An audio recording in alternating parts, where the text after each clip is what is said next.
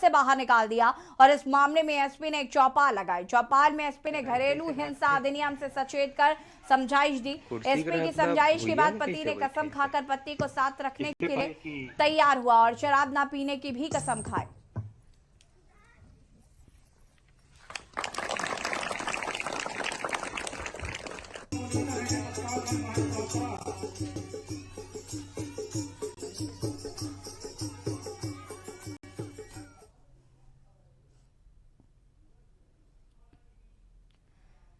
खबर कबीरधाम से, जहां पर संत गुरु घासीदास बाबा के वंशज गुरु गद्देन सिंह जगत गुरु और छत्तीसगढ़ शासन के लोक स्वास्थ्य यांत्रिकी एवं ग्रामोद्योग मंत्री गुरु रुद्र कुमार की सतनाम संदेश यात्रा 20 फरवरी को कवर्धा पहुंची, जहां सतनामी समाज के लोगों ने गुरु का भव्य स्वागत किया।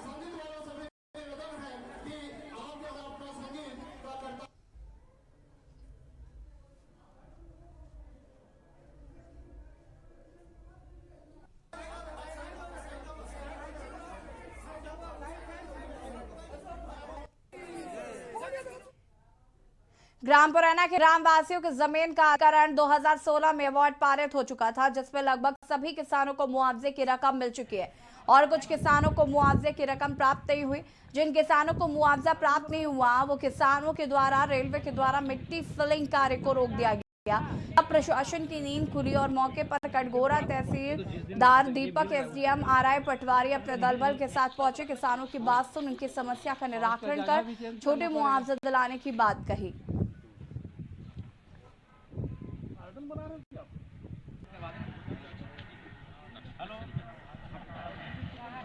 जहाँ रेलवे कॉरिडोर का काम चलना है और इसमें कुछ किसानों का कुछ मुआवजा के संबंध में, कुछ वृक्ष मुआवजा के संबंध शिकायत था।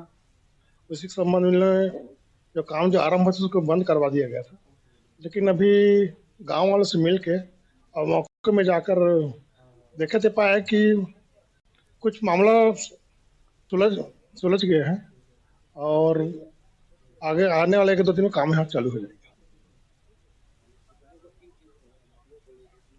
एक इनका ये कहना था कि वृक्ष का जो मूल्यांकन किया गया कुछ कम वृक्षों का किया गया है और कुछ लोगों को कम मुआवजा दिया गया है। इसके संबंध में भी हम भी फील्ड में वृक्षों की गणना के लिए फिर से हमने जांच दल बना दी है, जो मौके पे जाके गांव के सामने लोग नाप करेंगे, इसका तो बताएंगे उनको।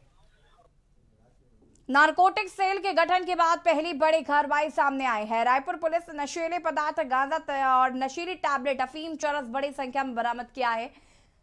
आरोपी उड़ीसा से ब्राउन शुगर टैबलेट गांजा चरस लाकर रायपुर में खपाने की फिराक में थे। पुलिस ने आरोपियों के कब्जे से 15 किलो गांजा, 7400 नग नशीली टैबलेट सहित कई नशे की सामग्री बरामद की है। वहीं 4 पहिया 2 पहिया मोबाइल फोन ही जब्त किया गया है। ब्राउन शुगर, प्रतिबंधित नशीली टैबलेट, गांजा एवं चरस के साथ 2 अंतर्राज्यीय तस्कर सहित 4 लोगों को पुलिस ने गिरफ्तार किया है। जानकारी के मुताबिक पुलिस महानिरीक्षक रायपुर रेंज आनंद छाबड़ा द्वारा प्रतिबंधित नशीली टैबलेट और सिरप के अवैध रूप से खरीदी, बिक्री और अन्य मादक पदार्थों की रोकथाम सहित अन्य राज्यों और जिलों से आने वाले मादक पदार्थों एवं प्रतिबंधित नशीली टैबलेट और सिरप की अवैध रूप से तस्करी के विरुद्ध प्रभावी कार्रवाई करने के लिए निर्देशित किया है।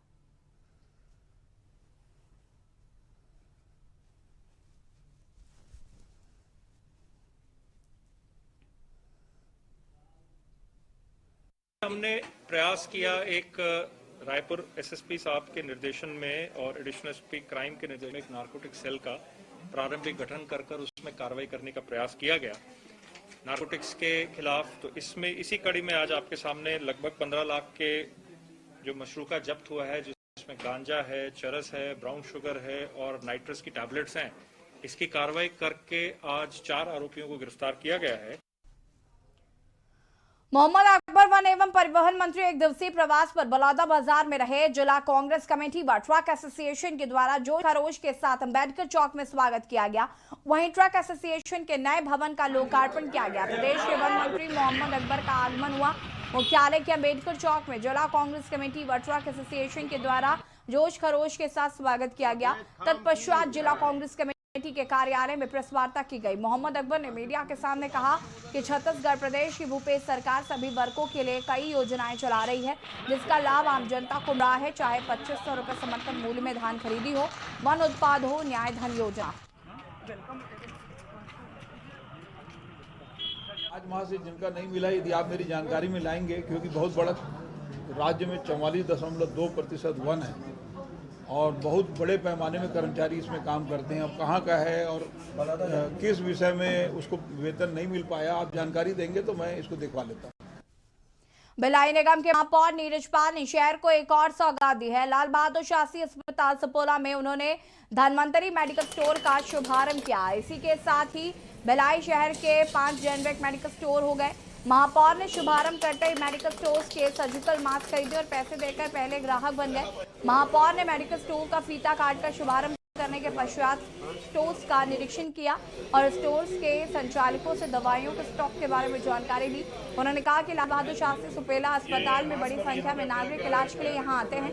सभी लोगों को मेडिकल से सस्ती दवा का लाभ मिलेगा। पहले लोगों को अधिक दाम पर दवाइयां मिलती थी, परंतु अब 55% की छूट के साथ उच्च गुणवत्ता की दवाइयां मिल रही हैं, जिसमें जेनरिक ब्रांडेड दवाइयां भी शामिल हैं। जी की एक बहुत ही महत्वपूर्ण योजना है, जिसमें अपने प्रदेश के हर आदमी को सस्ती दरों पर दवाई मिल सके, क्योंकि दवाई के बिना जीवन सोच पाना बड़ा मुश्किल होता है और लोगों को अगर ये सस्ती दरों पर मिल जाए तो इससे अच्छी सुविधा पूरे प्रदेश वासियों के लिए और कोई नहीं हो सकती। और इसी बीच आपको गाजियाबाद से बड़ी खबर बता देते हैं, जहां पर बदमाशों ने दिन दहाड़े की लूट। बदमाशों ने दिन दहाड़े लूट की घटना को दिया अंजाम। गाजियाबाद से खबर, घर में घुसकर महिलाओं को बनाया बंधक। बदमाशों ने दिन दहाड़े की लूट। गाजियाबाद से आपको खबर बता रहे हैं, जहां पर बंधक बनाकर की लाखों की लूट। गाजियाबाद से खबर, बदमाशों ने दिन दहाड़े लूट की घटना को दिया अंजाम। घर में घुसकर महिलाओं को बनाया बंधक। बदमाशों ने दिन दहाड़े की लूट।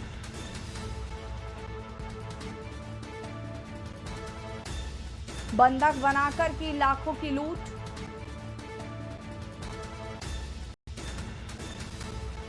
गाजियाबाद से खबर, बदमाशों ने दिन दहाड़े लूट की घटना को दिया अंजाम।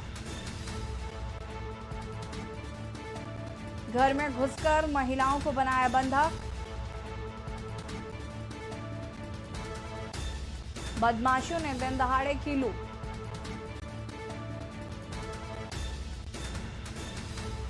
बंधक बनाकर की लाखों की लूट।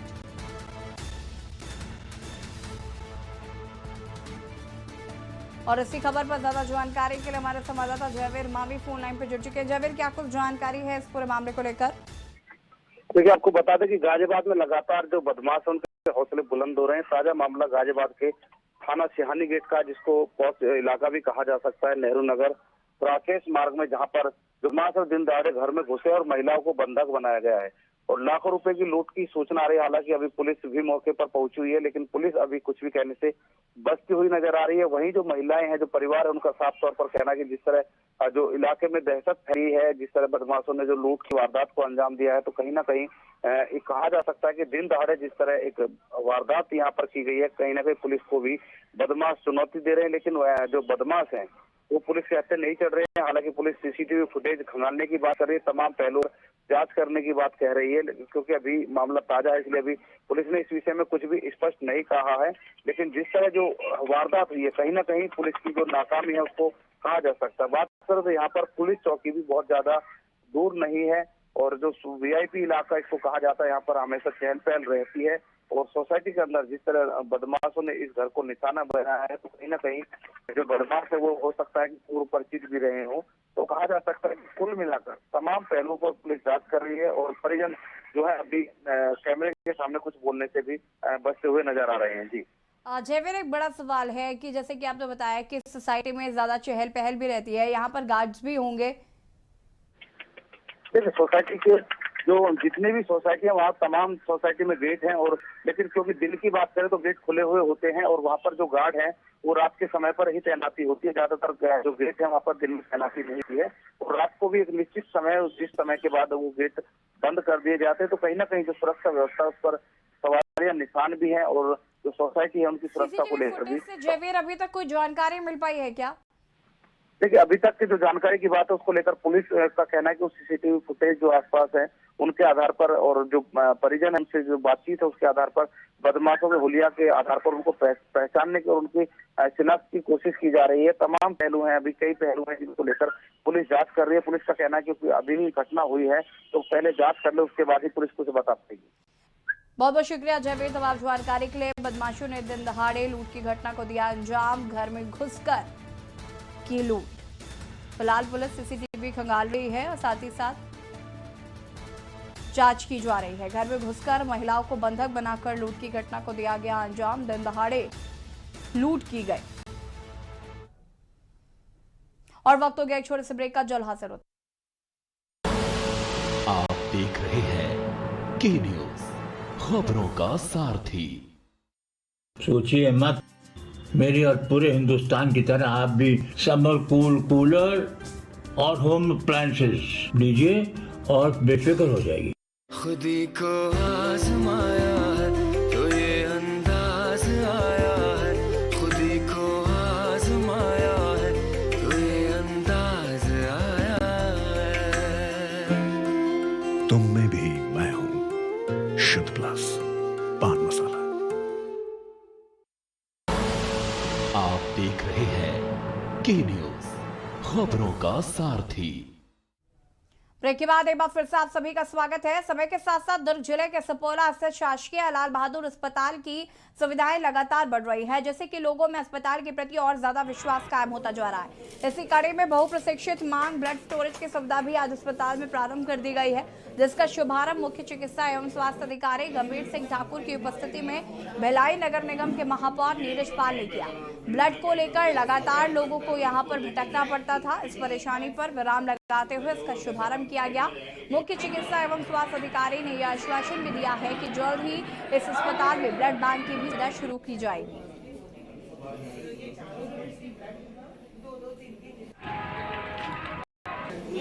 ये बहुत जरूरी जरूरत थी भिलाई नगर निगम के निवासियों के लिए, क्योंकि जब भी ये हॉस्पिटल में जब भी ब्लड की जरूरत पड़ती थी तो दुर्ग जिला अस्पताल पे डिपेंड रहना पड़ता, क्योंकि अगर कोई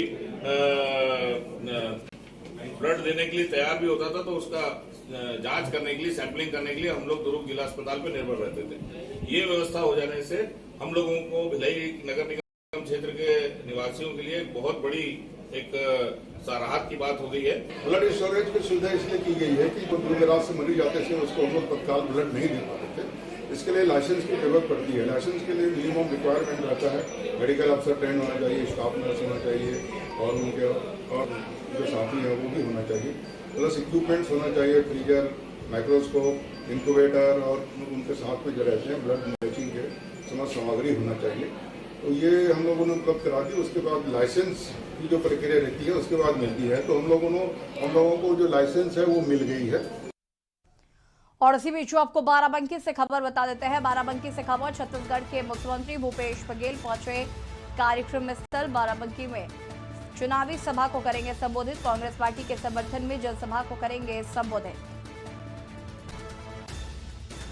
पार्टी प्रत्याशी के पक्ष में वोट की करेंगे अपील। 5वें चरण में 27 फरवरी को होना है मतदान। बाराबंकी से खबर, जहां पर छत्तीसगढ़ के मुख्यमंत्री भूपेश बघेल पहुंचे कार्यक्रम स्थल। कांग्रेस पार्टी के समर्थन में जनसभा को करेंगे संबोधित। पार्टी प्रत्याशी के पक्ष में वोट की करेंगे अपील।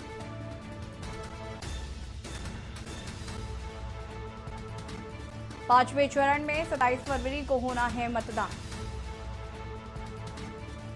बाराबंकी से खबर, जहां पर छत्तीसगढ़ के मुख्यमंत्री भूपेश बघेल पहुंचे कार्यक्रम स्थल।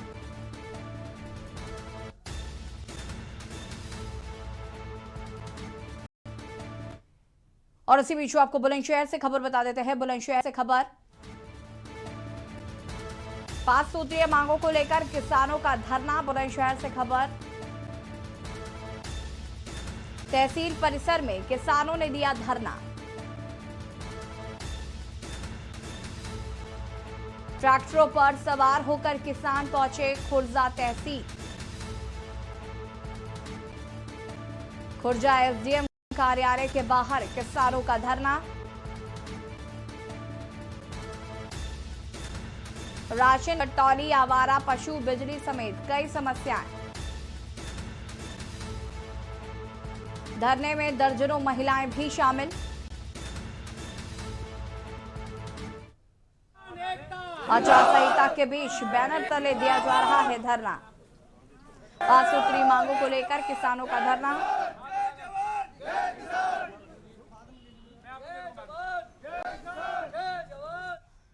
बेमेतरा जिले के बेरला ब्लॉक के ग्राम परपोड़ा किसान कल्याण संघ के तत्वाधान में 1 दिवसीय किसान सम्मान समारोह का आयोजन किया गया, जिसमें किसान कल्याण संघ के प्रदेश स्तरीय पदाधिकारी मौजूद रहे। वहीं इस कार्यक्रम में बतौर मुख्य अतिथि छत्तीसगढ़ राजनांदगांव की पद्मश्री फुलबासन बाई कौन बनेगा करोड़पति की विजेता ने की व सभा को संबोधित कर आए हुए किसान भाइयों को मोटिवेट किया। इस कार्यक्रम में 284 गांव के किसानों का शॉल और श्रीफल भेंट कर सम्मानित किया गया। वहीं उनकी समस्याओं को सीधे सरकार तक पहुंचाने की बात कही गई। वहीं इस विषय पर हमने भी बात की। संस्था का उद्देश्य कुछ इस प्रकार बयान किया। हमारे बीच प्रदेश के और केंद्र के सभी पदाधिकारी हमारे बीच रहे और हमारे इस कार्यक्रम को उन्होंने बहुत अच्छे ढंग से संपन्न करवाया। इसके लिए तो मैं सबसे पहले अपने सभी पदाधिकारियों का आभार प्रदर्शन करता हूँ। इन्होंने अपना अमूल्य समय निकालकर हमारे ग्राम परपोड़ा में एक छोटे से किसान को, रविकांत सिंह राजपूत को आज इस ऊंचाई तक पहुंचाने में जो सहयोग दिया, मैं उसके लिए मैं सभी पदाधिकारियों का धन्यवाद देता हूं। दुर्ग जिले में बढ़ रहे नशे के कारोबार के ऊपर अंकुश लगाने को लेकर दुर्ग पुलिस ने तैयारियां कर ली हैं। इसी कड़ी में ब्राउन शुगर के साथ ही अंतर्राज्यीय गिरोह के 3 आरोपियों को पकड़ने में दुर्ग पुलिस ने सफलता हासिल की।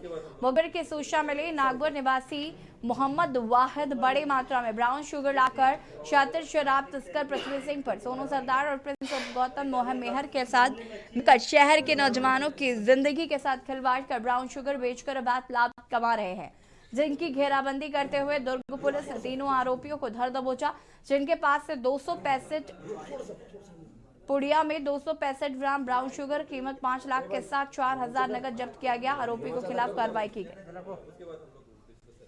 पुलिस के द्वारा और नारकोटिक्स सेल के द्वारा एक कार्रवाई करते हुए 3 आरोपियों से 265 पुड़िया ब्राउन शुगर जब्त की गई है। और ये तीनों आरोपी, पहला मोहम्मद वाहिद उर्फ शाहबाज, दूसरा पृथ्वी सिंह उर्फ सोनू सरदार, तीसरा प्रिंस उर्फ गौतम महार। इसमें से जो पहला आरोपी है शाहबाज, वो नागपुर का रहने वाला और नागपुर में रह के ये ब्राउन शुगर सप्लाई का काम करता है, जिसको पुलिस ने यहाँ पर सूचना के आधार पर गिरफ्तार किया है। हिंदी माध्यम विद्यालय को यथावत रखे जाने हेतु भारतीय जनता पार्टी मंडल बतौली के नेतृत्व में राष्ट्रीय राजमार्ग चरवाले शांतिपुरा बतौली में 5 घंटे तक चक्का जाम किया गया। गौरतलब है कि हिंदी माध्यम से वर्षों से विद्यालय संचालित हैं, जिससे इस वर्ष स्वामी आत्मानंद इंग्लिश मीडियम माध्यम से संचालित किया जाना है, जिससे कि हजारों छात्र छात्राएं शिक्षक इससे वंचित होंगे। 4 घंटे यहाँ पर चक्का जाम चलने के पश्चात अनुभाग में बतौली में संचालित है, जो वर्षों से चला आ रहा है और उसे अचानक से इस साल से आत्मानंद स्कूल में कन्वर्ट किया जा रहा है, जिसके विरोध में हम लोग पूरा स्थानीय जनप्रतिनिधि अभिभावकों के साथ NH 78 शांतिपारा में हम लोग खड़े हैं। और हमारी मांग है कि जब तक से इस हिंदी माध्यम को यथावत रखा जाए और उसका आदेश हमें प्रशासन दे दे और हम चक्का जाम को स्थगित कर देंगे। लेकिन और सीधे आपको रिचुअल देवरिया, जहां